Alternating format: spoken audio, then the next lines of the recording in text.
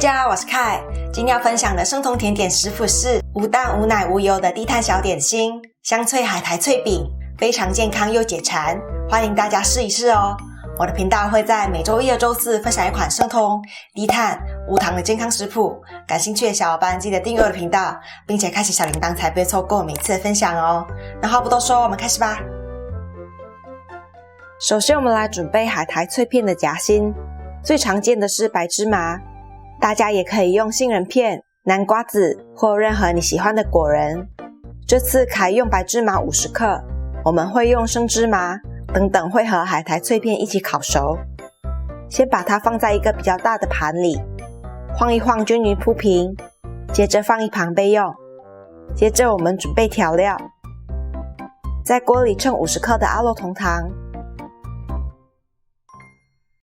，7克酱油，增添点咸香味。我用的是酱油代替品 Liquid Aminos。 最后加点水就好了，5克左右。上锅加热，让代糖融化，和所有调料融合。代糖都融化了就可以离火了。边搅拌让调料快一点散热，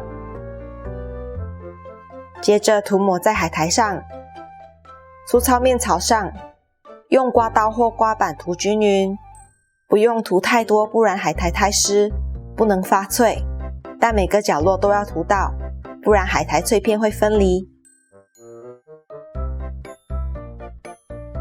接着沾上满满的白芝麻，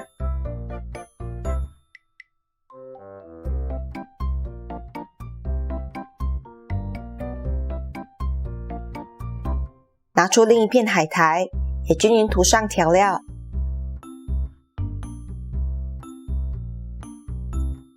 铺在刚刚沾了芝麻的海苔上，对整齐。用擀面杖擀压，让海苔片粘合得更好。这个量总共可以做3片。做好了，我们送烤箱，120度 C 烤20分钟。烤出来放凉，我们就可以切片了。调料涂抹到均匀的话，海苔片会是像这样，不会分离的。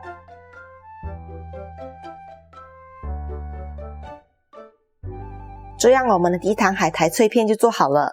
海苔和芝麻都非常健康，搭起来口感和味道都很好，大家可以试一试哦。